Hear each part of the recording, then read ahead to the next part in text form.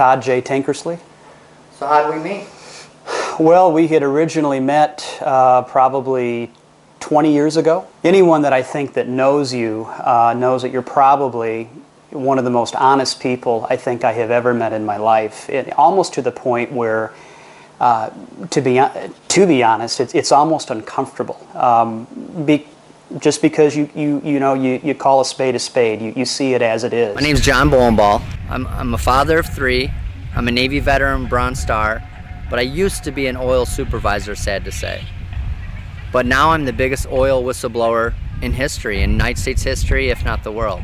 I've costed one company $1 billion, and I'm costing the industry billions of dollars because I'm telling their secrets. Hey Todd, did you see the video? Yes, I did. I actually finally watched it after you had been encouraging me, and man, I just cannot believe. I can't believe what I saw. I mean, this thing is just it's big. It's just bigger than I had realized, and now it really puts everything into perspective in regards to you continuing the fight in the crusade, for this particular cause. My heart goes out to you, and I'm just, really proud of you, and I know it's hard. You've expressed, your feelings, and you've been very candid in regards to how difficult it's been on personal relationships, marriage, family. It's great to see somebody just continue the crusade and fight the good fight, because this evil empire of corporations, they need to pay for what they do, and the truth needs to be told so people can understand, of how bad it really is. After a natural disaster happens, they have a responsibility to clean up the environment, and they don't, because it's all about money. So, hey, thanks, Todd, for watching that. I appreciate it. No, you're welcome. And, please, you need to get more information out and continue producing more videos, to educate people, because that's the only way that we can make this change and win this fight. I'm trying, buddy. It's just hard financially. It's going to work out. Sooner or later, people are going to realize that, I've got whistleblowers on the inside now that are telling me secrets. I got workers quitting their job and switching over to solar, going from oil worker to solar worker. And I've had people contact me saying, I was going to commit suicide, John, but I've seen what you've done. And if you can go through this, and I can do it too.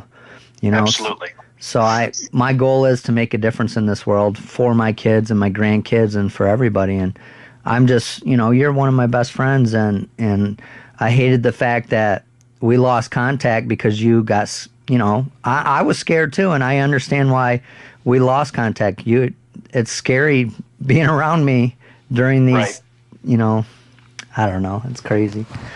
You came down here to Atlanta, to interview me, and this is something that you had wanted to do for some time, and I'm certainly now comfortable and ready to talk about what had happened, those few years ago. Why did you stop hanging out with me and having communication?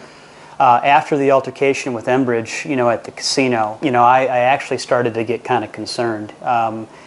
And advice from my family, I told them what was going on, and they said, you may want to just kind of let this, blow over and cool off, because the last thing that you need to have is somebody to come up behind you and, knock you on your feet. I'm a small guy. I'm 150 pounds, 5'5", 5'6" on a good day. So,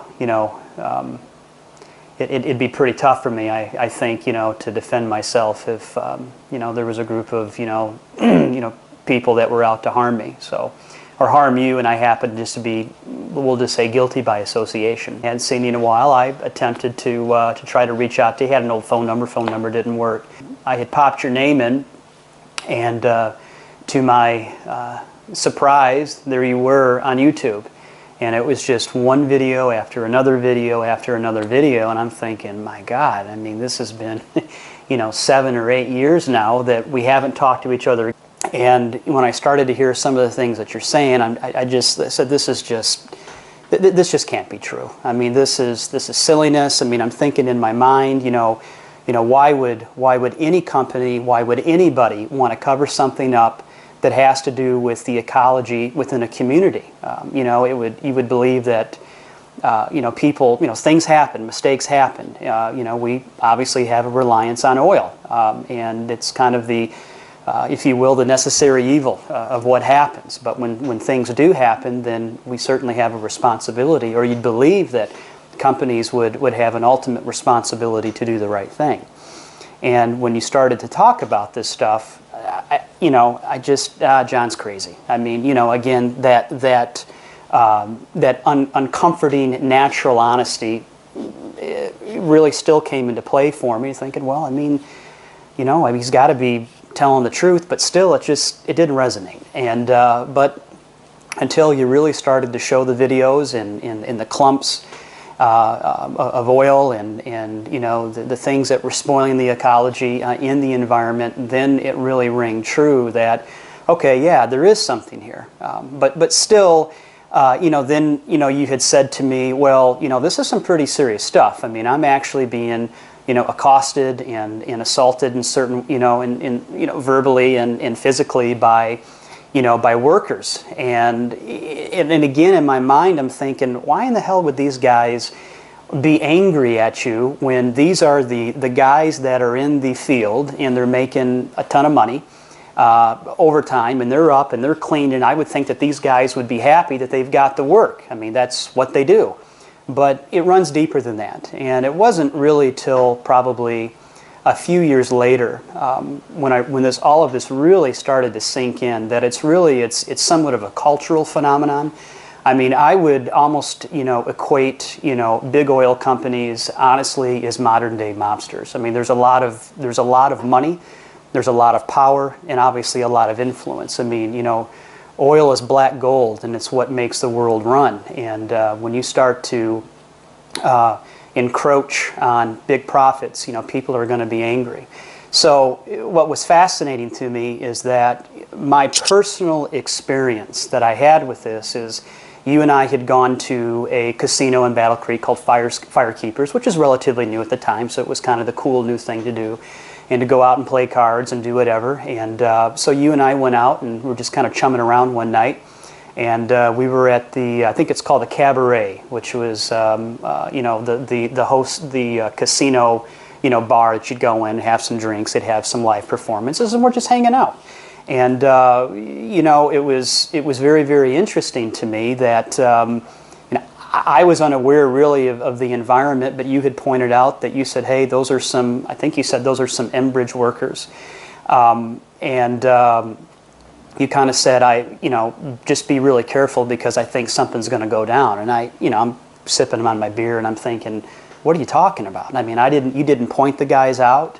There wasn't any type of, you weren't, egging anything on. There were no words exchanged. And in fact, if my memory serves me correct, you had said, hey, Todd, I think we need to go. And I said, okay, and we were going to walk out to the casino and, I don't know, play slots or do something. But you were encouraging me, let's just get up and let's just go. But you did say, be very careful. And again, I'm kind of chuckling inside.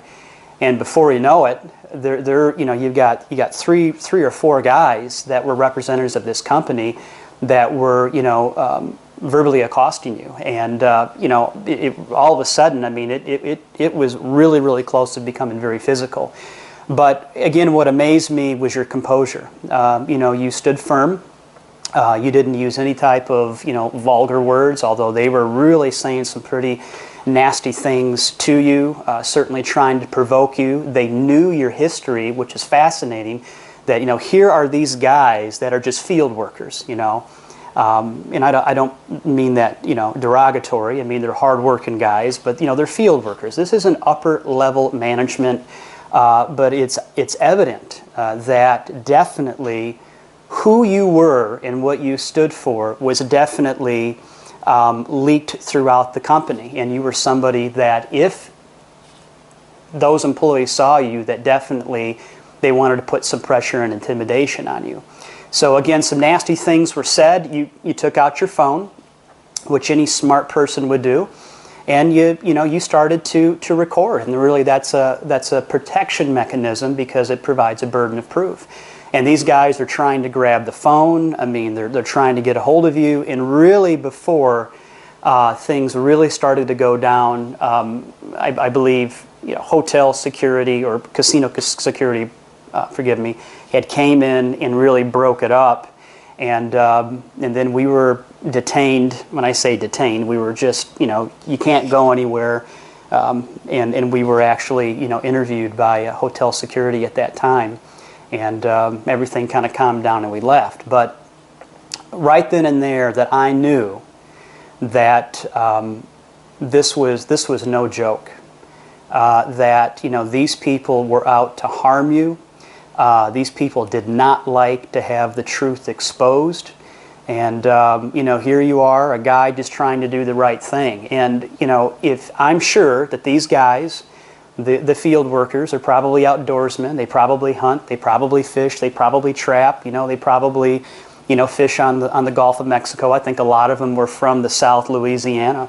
And I would think that if there was some type of oil spill that encroached or spoiled their ecology, and you had oil seeping in your backyard like these people in Battle Creek did, and your property values are basically destroyed, and you have family members that are now dealing with dangerous chemicals that are causing health issues. I mean, this just, it compounds. It just goes and it goes and it goes.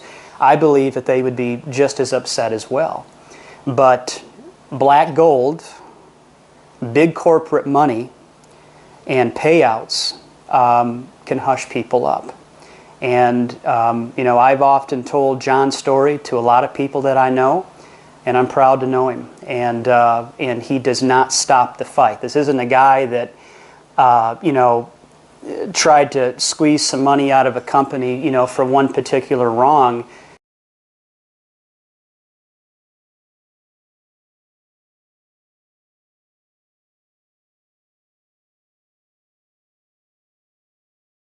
He's on a crusade, he's on a mission, and he continues to do it.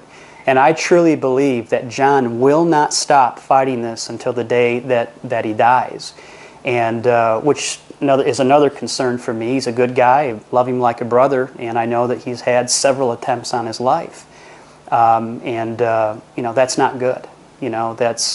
That's not the way that you treat people that's just trying to do the right thing.